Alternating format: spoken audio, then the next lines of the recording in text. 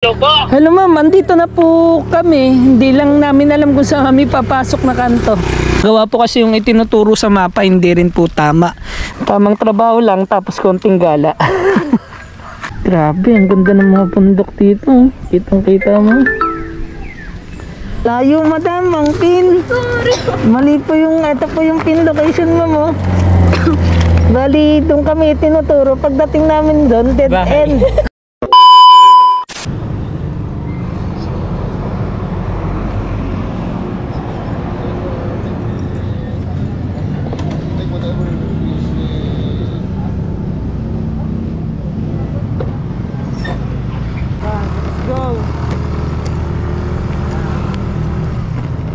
Deliver na may konting gala. May nagpas tayo.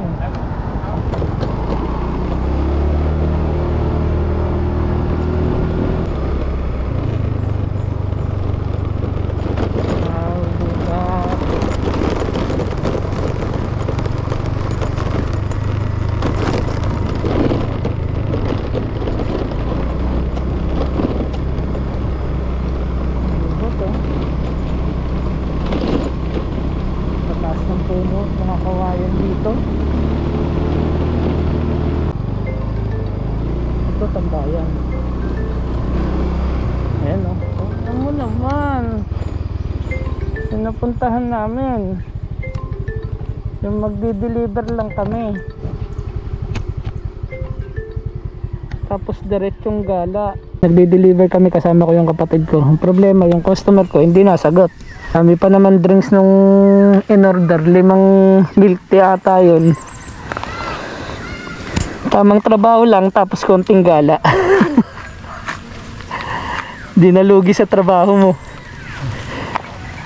Kumita ka na, nakagala ka pa. Grabe, ang ganda ng mga bundok dito. Kitang kita mo. Palabag na yung araw, sunset. Ayun, sumagot.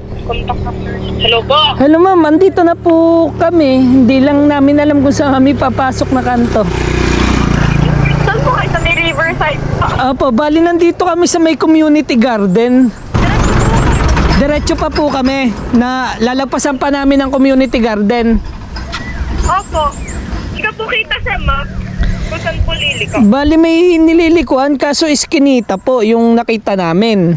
Tinuturo sa mapa. Tama ga po yung nasa mapa. Opo. Adel? Wala kaming nakita pero yung may itinuro yung mapa. Kaso nakikita kasi dito sa may mapa po, malayo pa po dun sa mismong daanan, yung pinakapin niya. Pero sige po, babalik po kami dun sa may lilikuan. Tatanong na rin po namin. Mali yung pin location ni customer. Napakalayo. Ayan o. Layo oh. Layo. Oo. Diyan na din gusto. Tawagan mo na.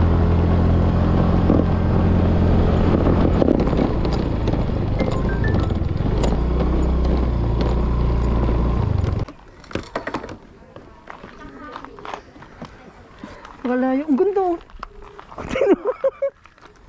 Ang layo. Ganda pala ng nasa likod natin eh. Grabe, sobrang taas oh.